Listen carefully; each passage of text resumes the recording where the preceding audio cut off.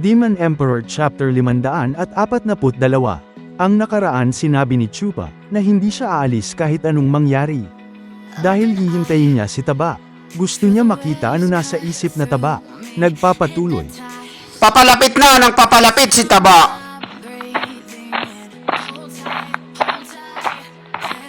Seryosong seryoso si Taba sa paglalakad at wala siyang balak magpatawa. Hindi nila napansin sina Chupa dahil ginamit na naman ni Chupa ang kanyang ipinagbabawal na teknik. Ang Mangyako Kumai Sharingan, nagiging invisible sila. Binuksan na nga nila ang pinto. At nakita na nila ang mahal na prinsipe na nakagapos sa isang kadena na parang kay Portugas de Ace ng One Piece. Malaki! Nadala ng bugso ng damdamin si Yuning at nakaputak ito ng konti. Buti na lang agad na piringan ni Chupa ang kanyang bunganga na walang preno. Muntika na silang matunugan ni Fang Kyubay. Parang may narinig ako Malaking kuya, masyado akong nabisi ngayon. Kaya huli na ako nakadalaw sa iyo. Dahil naglibing pa kami ng 7 araw para kay ama. Nagkaroon ng bidyoke at saka pusoy. At inasikaso ko rin ang pag-upo ko sa trono. Kaya hindi kita napuntahan agad. Siguro naman hindi ka galit sa akin at hindi mo ko sinisisi. Tama ba ako sa sinabi ko? Ikaw na matabang baboy ka. Ang suot mong damit ay hindi bagay sa'yo. At hindi ka mukhang emperador, mukha kang Jollibee. Naiinis na si Taba dahil tinawag siyang Jollibee ng mahal na prinsipe. Hindi ko lubusang maisip na nahulog ako sa iyong mga kamay. Talagang itinago mo ang sarili mo sa akin. Ho ho ho ho. Kailangan ko talagang magpanggap at umakting. Bilang isang pangit na mataba, walang alam.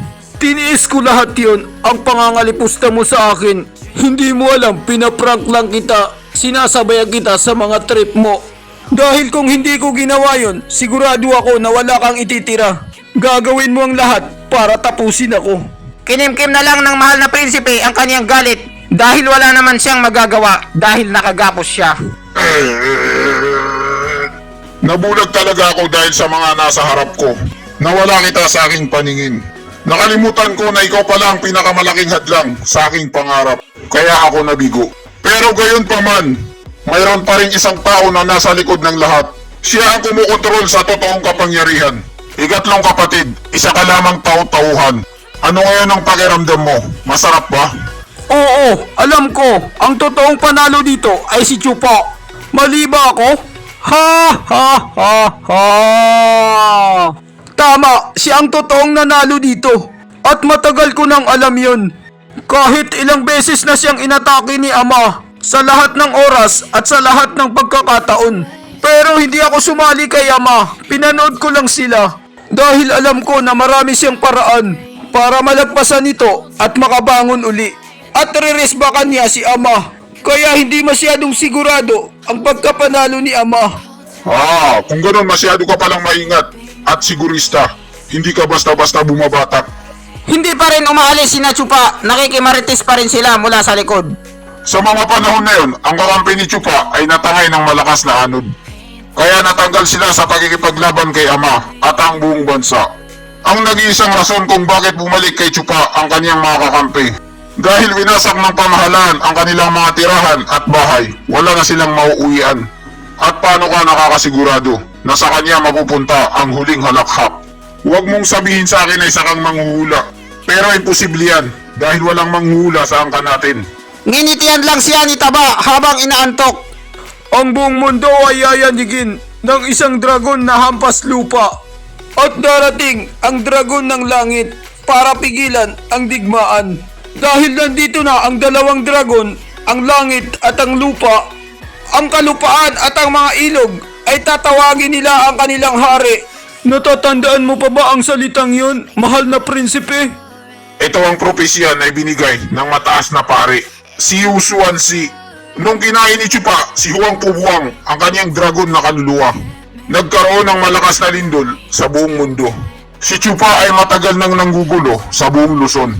Mula noon hanggang ngayon, kaya ang iba't ibang grupo ay nagkaroon ng pagtatalo at hindi pagkakaunawaan. Sa mga oras na yon, ang ating ama ay hinawakan niya ito bilang pagkakataon. At sinimulan niya na ang pinakamalaking plano niya sa buong buhay niya. pinaglaban-laban niya ang may mga kapangyarihan para bumalik ulit ito sa kanyang mga kamay. Maling-mali ang isinagot mo. Napakabobo mo. Hindi mo naintindihan ang sinabi ng mataas na pare. Ang sinabi ng mataas na pare ay isang talinghagang palaisipan. Ang unang linya ay madali lang itong naintindihan ng ating ama. Pero ang huling linya, mali ang pagkakaintindi niya dahil bobo siya. Ang kalupaan at ang mga ilog ay tatawagin nila ang kanilang ari. Hindi ba ito isang babala na tanda ng pagbagsak ng buong Luzon? Napatungangan na lang ang mahal na prinsipe dahil ngayon niya lang nalaman sa buong buhay niya. Ang bubo ko pala. Isipin mo ito, mahal na prinsipe. Gamitin mo ang iyong utak. Ang ilog, ang ibig sabihin nun ay tubig. Kapag may kasama na tong tubig na pampadulas at pinagsama-sama mo sila, makukuha mo ang lolo. Ang pinakahuling linya ay napakalinaw ang tinutukoy niya. Ang luluklan ang mananaig sa lahat. Sila ang magtatangumpay dahil sa awa ng may kapal. Anong sabi mo? Seryoso ka ba dyan? Yan ang totoong rason ko. Kaya ni minsan hindi ako nakipag-ispadahan kay Chupa at ang luluklan. Natatakot ako sa paghihiganti nila. Ang posisyon kong ito ay nangangahulugan lang na ito ang ipinagkaloob sa akin ng langit. Sa impyerno ka mapupunta. Isa ka lamang taw-tauhan. Anong ipinagmamalaki mo? Oo, kahit sabihin pa natin na isa lang akong taw-tauhan, pero ako pa rin ang emperador. Ang huling salita na inihabili ni Ama sa akin, kung anong makukuha mo ay yun ang para sa'yo. At least nakuha ko at napasa akin ng trono. Samantala ang aking mahal na kapatid ay umiiyak na lang siya. Dahil pati ang pagiging taw-tauhan ay hindi siya pumasa. Taba! Ang taba-taba mo! Dalhin niyo dito ang gamot. Nagwawala na naman siya dahil hindi na naman siya nakainom nito. Bulok na bilog na taba! Anong binabalak mong gawin sa akin? Nakapokus pa rin si Chupa sa paggamit ng kanyang kamuy sharingan para hindi sila matunugan. Hindi ba gumamit ka ng gamot para patayin si Ama? Ngayon ipaghiganti ko ang pagkamatay ng aking ama at ipapadala na kita sa kabilang mundo. Hahadlangan sana ni Yuning ang balak ni Taba. Buti na lang napigilan siya agad ni Chupa. Utangin ang mukhang taba ka! Itigil mo yan! Ang katwiran na yan na pagpatay sa akin ay hindi naman mahalaga. Nagpapalusot ka lang eh. Ayaw inumin ng mahal na prinsipe ang kaniyang gamot. Kung hindi dahil sa akin na naging pain sa lahat, hindi ka makakarating sa tinatapakan mo ngayong araw na to. Tapos ang lakas ng loob mo ngayon na pumunta sa akin. Tapos gumagawa ka pa ng laro na isang mabuting anak. Tangina ka! Isang ipokrito! Mapagkunwari! Tama ka sa isang bagay. Pareho tayong malupit at masama. Magbabawas ako ng galit at sama ng loob. Nakokonsensya ako kaya paghiganti ko si Ama.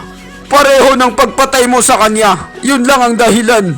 Hawak-hawak na ni Taba yung ipapainom niyang kape sa mahal na prinsipe. At ang pinaka-importante sa lahat, hindi ako mapapalagay kapag binuhay kita. Nawala na ng tiwala sa atin ang tatlong sekto na gwardya ng Luzon. At si Chupa, nilimitahan niya ang lahat ng galaw ko. Pinakabitan niya ng CCTV camera ang buong palasyo. At kapag nagkataon na makatakas ka at gamitin mo ang pagiging mahal na prinsipe mo para labanan ako, ang tatlong sekto na yon, sigurado ako na wawasakin nila ang Yuen clan. Para sa kaligtasan ng ating clan, malaking kuya, mauna ka na muna sa kabilang mundo. Pinagpapawisan na ng 1 litro ang mahal na prinsipe at nagsisigaw na siya. Bulok na mabahong pirasong taba! Pagsisisihan mo ang ginawa mong ito! At pinilit siyang pinanganga ni Taba dahil ayaw niyang uminom ng gamot. Kailanman ay hindi ko pinagsisisihan ang lahat ng mga ginawa ko. Dahil kung hindi ako mapupunta sa tronong ito. At sa wakas, pwersahan ng pinainom ni Taba ang kaniyang kuya ng gamot.